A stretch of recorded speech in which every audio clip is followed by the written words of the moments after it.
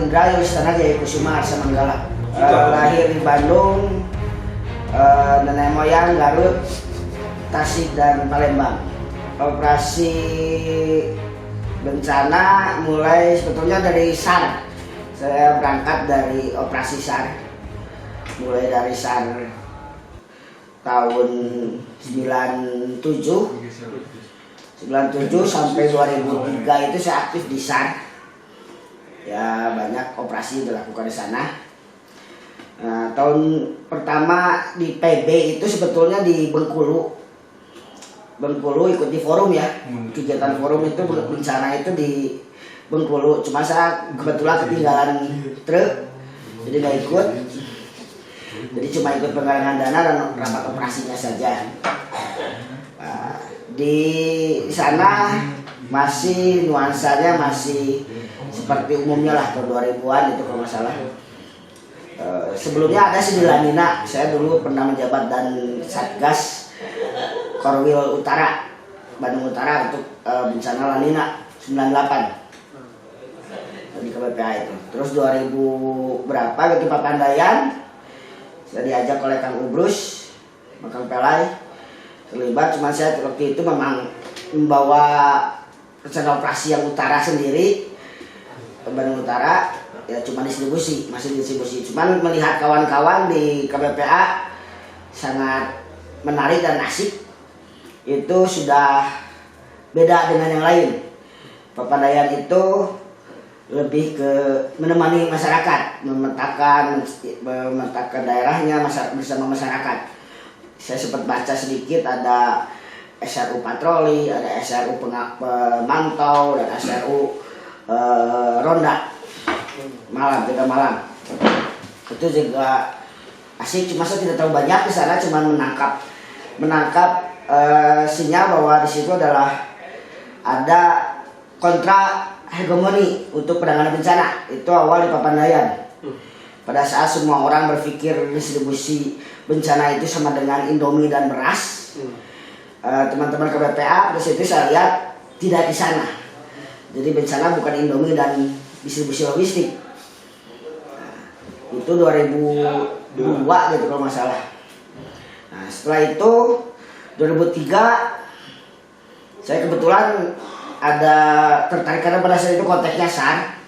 Saya pada ada rapat anggota di forum KPPA itu pembentukan SCOC Lokakarya SAR Darat. Kebetulan saya fokus person di SAR. Pada saat itu saya mengajukan diri menjadi SC untuk SAR dan Lokakarya SAR Darat Nasional. Karena di situ ada berbeda antara SAR yang pada umumnya sekarang, yang pada saat itu dengan yang SAR yang mengusung. Nah, saat itu terus kita mendorong, kita bisa dibilang kita atau KPPA itu yang awal mendorong bagaimana Basarnas yang dulu kita sebutnya Basarhub, Badan SAR Perhubungan, itu keluar dari Departemen Perhubungan untuk independen menjadi lembaga non-departemen. Karena pada saat itu bencana adalah bencana perhubungan gitu. Karena kita sering operasi SAR dan Basarnas juga tidak wajib katanya menurut aturannya untuk ikut itu, cuma membantu saja. Itu terus itu jadi ada kristalisasi konsep self rescue atau pendampingan kalau bahasa sekarangnya, cuman masih inisiasi. Jadi inisiasinya di Papandayan, lanjut dikristalisasi secara konsep itu di Lokakarya SAR Darat. Setelah itu berapa bulan kemudian, sebulan kemudian kita ada SAR Oleh. SAR Oleh itu pertama kita terapkan konsep SAR Darat, ada TIRED, tim rekonstruksi data, tim reaksi cepat. Konsep SAR Darat Nasional itu kita coba di SAR Oleh. Secara sistem berjalan lah. Nah, tak lama dari sana, akhir tahun ada tsunami Aceh ya? Aceh. Tsunami besar. Kebetulan saya koordinator tim Advan berempat itu. Saya dari GPA, terus Kang Agen dari Janabuana, Helmi dari Mapaligi, sama Kang Bleu dari Crosser. Itu di sana kita pioneering, istilahnya pioneering ya, nebeng sana nebeng sini akhirnya sampai aja pokoknya sampai sana. Di sana terjebak sebetulnya, terjebak di Kompice. Di sana adalah berpikir soal bencana itu adalah itu tadi Indomie dan distribusi logistik. Pada saat itu saya sudah agak kurang nyaman dengan penanganan bencana Indomie dan beras. Akhirnya saya sedikit melarikan diri, coba penetrasi langsung ke masyarakat, dan kebetulan ketemu dengan Bang Mai. Akhirnya kita bisa melakukan pendampingan di sana. Nah, disitulah mulai pendampingan masyarakat, pendampingan lorong Kuini. Kita dikasih posko oleh sana ya. Datanglah teman-teman ya, berulang selama 6 bulan. Itu berlanjut dengan pendampingan Panglima Laut, pendampingan sebagainya lah. Dan kita sudah P0 dan tidak boleh pulang oleh masyarakat. Ditahan maksudnya? Ditahan. Jadi mau makan, mau rokok, sampai mau nikah pun dinikahkan. Dan satu orang dinikahkan oleh pengurus posko masyarakat, Bang Ade dari PPPI. Nah, di situ nggak lama tahun berikutnya ada gempa Bantul dan Merapi. Kebetulan saya pada saat itu sudah menjabat jadi ketua Badan SAR, ketua Badan SAR FPK BPABR. Ya lumayan 10 tahun saya di sana. Menjabat di sana 10 tahun ya 5 periode, kemudian kalau 2 tahun periodenya, kalau periodenya 5 tahun ya 2 periode. 10 tahun itu ngerancang pendampingan masyarakat di Desa Gaten, Dusun Gaten, Desa Sukoharjo, Kabupaten Bantul. Oh, jadi di situ sudah mulai ada terkristalisasi disebut sebagai program pendampingan. Program pendampingan itu di situ. Jadi sudah mulai ngomongin posko pendampingan. Di Merapi. Di Dusun Gaten. Dusun Gaten. Jadi bencana Merapi ya? Ya bukan. Merapinya kita hanya tim reaksi cepat aja. Saya lari-lari dengan Udus Gemel itu. Lari-lari yang menyelamatkan di bunker itu. Setelah itu di Gaten itu mulai pendampingan masyarakat. Cuman masih ada barrier. Jadi kita bikin posko di sana, masyarakat bikin posko. Kita dorong masyarakat membangun posko sendiri, kita bukan posko sendiri, posko pendamping. Jadi ada pendamping, ada posko masyarakat, ada posko pendamping, mendampingi itu. Dan alhamdulillah pada saat itu dibanding desa-desa atau dusun-dusun sekitar, Dusun Gaten percepatannya lebih duluan soal percepatan pemulihan. Jadi di bulan pertama itu desa atau dusun lain masih menunggu bantuan, Dusun Gaten sudah tidak minta bantuan untuk logistik ya, tapi masih mendorong bantuan pendidikan, kesehatan, dan shelter. Karena proses kebutuhan air pada saat itu kita mengaktifkan sumur-sumur yang ada di sana. Jadi turun tim caving. Tim caving turun ngebongkar sumur yang tadinya tertutup timbun, tertutup, jadi mulai bisa aktif. Jadi bulan pertama sumur aktif, bulan kedua logistik sudah aman, bulan ketiga itu shelter sudah aman. Shelter sementara itu bulan ketiga. Nah menurut saya itu bisa dibilang satu dusun full per kakak satu shelter itu mungkin Dusun Gaten. Lama masa operasi berapa lama itu? Operasinya 3 bulan setengah. Karena itu pun sebetulnya belum beres, tapi dipotong mau nggak mau tidak selesai dikumpulkan pada saat itu karena ada tsunami Pangandaran. Jadi saya berangkat ke Pangandaran itu dari Gaten, langsung respon tsunami Pangandaran. Itu berlima lah dengan Boai dan siapa gitu. Nebeng ke landlovernya Posko Jabar, karena kebetulan Posko Jabar di desa sebelah. Gitu. Jadi kita sering banyak minta logistik untuk mengamankan lumbung-lumbung leit-leit di Gaten itu dari Posko Jabar salah satunya. Selain ke Mercy dan ke Sultan juga gitu.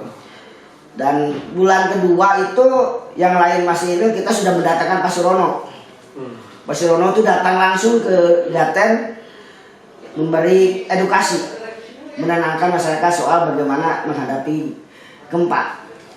Jadi langsung bulan kedua itu masyarakat sudah agak melek soal gempa, karena yang langsung ngasih tahunya langsung Mbah Rono. Setelah Gaten kita masuk ke Patamuan, ke Padang. Nah disitulah mulai bergeser dari posko pendamping masyarakat. Tahun berapa itu? Padang itu 2008 itu 2007 akhir 2008 itu di Padang gempa. Kita kebetulan setelah asesmen dan sebagainya kita masuk di dusun di Nagari Patamuan. Kita awalnya di 6 nagari kita pegang pada saat itu. Cuman yang jalan itu dusun Nagari Patamuan. Itu lumayan, jadi kita lebih masif dari yang Gaten. Karena kita tidak buka posko, tapi kita mendirikan posko masyarakat. Kita ikut di dalam sana bagaimana masyarakat bisa cepat bisa mengorganisasikan dirinya. Nah itu bisa dibilang cukup lengkap dan rada mendekati paripurna lah. Jadi udah mulai pos pendampingan pos masyarakat. Jadi kita mendampingi pos masyarakat. Kalau waktu di Gaten masih ngomongin pendampingan masyarakat, masih rada kawin. Kita mendampingi berapa kakak gitu, 200-an kakak gitu. Nah di sana udah mulai masif dan itu juga sukses. Semua yang bisa menangkap itu UN. Karena kita pada saat presentasi di UN OCHA, semua NGO yang ada di Padang itu dikumpul di UN OCHA. Nah yang lain NGO yang ngomong pada saat kita itu langsung Pak Puri, ketua posko langsung yang bicara dengan bahasa Padang. Masyarakatnya langsung ya? Ya masyarakatnya langsung dengan bahasa Padang, dengan ada translate bahasa Indonesia dan bahasa Inggris. Bicara dengan UN OCHA di situ, dan akhirnya UN Habitat menangkap bahwa inilah ada slot yang namanya asistensi di penanganan bencananya versi UN. Jadi di UN itu udah ada namanya selain shelter, food, sanitasi, ada asistensi katanya. Nah asistensi masih kosong. Sebetulnya yang dimaksud asistensi adalah pendampingan pos masyarakat itu kata UN Habitat. Akhirnya mereka mendokumentasikan proses awal mulai rapat warga sampai membuat program irigasi, program bank masyarakat, koperasi dan sebagainya, dan akan dipresentasikan di Hawaii katanya. Ya karena dipresentasikan di Hawaii akhirnya jadinya. Karena setelah itu ada gempa Hawaii yang besar setelah Padang itu. Nah itu karena kelemahan kita pada saat itu masih tidak terstruktur. Jadi tanpa dokumentasi, tanpa catatan-catatan pinggir yang kita catat. Karena saat itu kita fokus bergiat, berapresiasi, membantu masyarakat, bersama masyarakat. Jadi ya saking sibuknya tong boron nulis hitut ge poho mencekang cacam saking sibuknya gitu. Oke, jadi secara ini masif menjadi program pendampingan masyarakat. Pos masyarakat itu sejak kapan berarti? Sejak di Padang. Ya, walaupun inisiasinya dari Papandayan sebetulnya. Inisiasi idenya lah gitu. Dan dia semakin masif dan baku lagi sejak kapan? Nah dari itu udah mulai dipahami oleh beberapa teman-teman yang memang seperti inilah sebaiknya, atau yang katanya memanusiakan manusia itu seperti inilah, bahwa mereka berdiri di atas kakinya sendiri tanpa mengemis-ngemis atau tanpa orang lain. Mampu menyelesaikan. Ya menyelesaikan akhirnya, karena memang dasarnya bahwa manusia itu adalah berorganisasi, bisa mengorganisasikan dirinya dan teman dan lingkungannya. Nah, akhirnya kita lakukan itu, tapi masih lisan. Di situ ada Mentawai, saya kebetulan cuma beberapa top satu aja ke Mentawai, terus Garut, Garut juga saya Banjir Garut ya maksudnya? banjir bandang Garut. Iya, iya. Kebetulan kita site-nya di Kikisik dengan Kang Capung waktu itu, dengan JB dan para medis dari Bandung Barat kalau salah itu. Itu juga nggak lama. Konsepnya menduplikasi konsep Padang di Panamuan itu, konsep pos pendampingan posko masyarakat. Cuman nggak launching saat itu. Minimal masyarakat sudah bisa mengorganisasi dan kita tinggalin. Nah pada saat kemarin terakhir itu Lombok, kita berangkat memang tergesa-gesa. Jadi siangnya gempa itu, malamnya kita berkumpul dan langsung berangkat. Subuhnya, lusanya kita sampai ke Lombok. Nebeng Hercules dengan bersusah payah. Lebih sana lebih sini karena ternyata banyak ada waiting listnya beda parameter. Main panjang. Ya. Ada pemain duluan atau siapa duluan, padahal kita udah daftar duluan. Nah di Padang itu yang memang cukup cerewet, harus ditulis, harus didokumentasikan dari beberapa ya senior atau orang tua.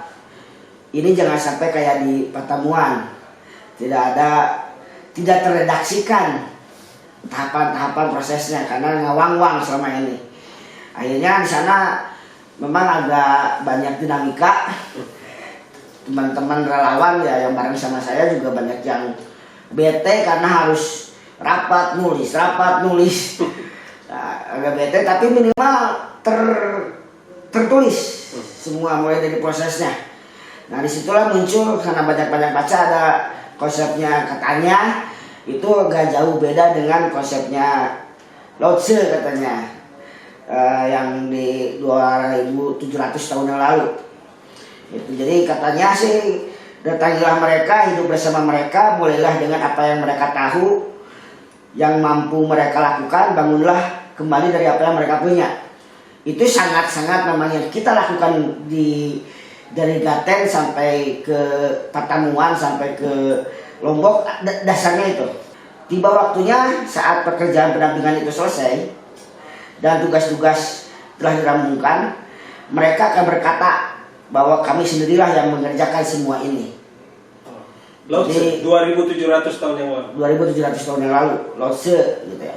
Nah, itu sangat menginspirasi bahwa oh, yang kita lakukan ini begini banget katanya gitu. Jadi kita coba populerkan saja sekalian. Gitu karena gitu kalau pakai bahasa saya, kata saya begini-begini pasti apa sih gitu. Makanya kita pakai Lao Tzu aja. Jadi ngomongin yang memang semua orang tahu lah kapasitasnya. Jadi sebetulnya dalam proses pendampingan itu ada beberapa hal yang perlu sangat diperhatikan. Kalau kita ngomongin bencana itu rezeki. Jadi itu bisa dijiga-jiga, itu bisa dicipta-cipta. Pada saat kita bisa berangkat rezekinya nolong orang. Jadi nolong orang itu rezeki. Jadi bisa dimaksa-maksakan ge can rezeki nama. Bisa masuk di lokasi bencana tapi bisa ditolong. Datang ke itu maksakan nya itu bisa nulungan naon. Walaupun sebetulnya rezeki memang harus dijemput. Nah, jadi para pendamping itu sebetulnya yang selama kita perjalanan itu kita mendapat sedikit benang merah mungkin atas dalam redaksinya bahwa pendamping itu tidak hadir sebagai superhero atau sebagai pahlawan yang dapat menyelesaikan segala masalah masyarakat dengan ilmu pengetahuannya maupun kemampuan yang dimilikinya. Itu tidak seperti itu. Terus mereka juga tidak datang sebagai orang yang menentukan pilihan untuk masyarakat dampingannya. Pilihan dari mereka, bukan dari kita. Pendamping hadir pada saat harus melaksanakan sesuatu kegiatan dari suatu program yang diembannya dan setelah itu dia kembali ke hidupnya sendiri. Jadi kita bukan menghidup di sana, gitu. Tetap kembali ke kehidupan kita sebagai sebelum bencana. Prosesnya sebetulnya lebih dasarnya adalah kita memandang survivor atau penyintas atau korban itu kita pandang mereka mampu. Harus dipandang mereka. Harus dipandang mampu.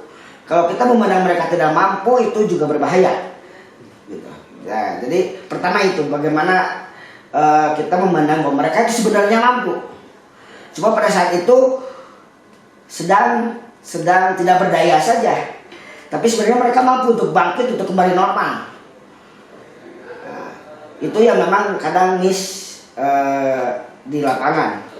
Jadi bahwa masyarakat yang suka sering terjadi adalah bahwa masyarakat dianggap tidak mampu untuk bangkit.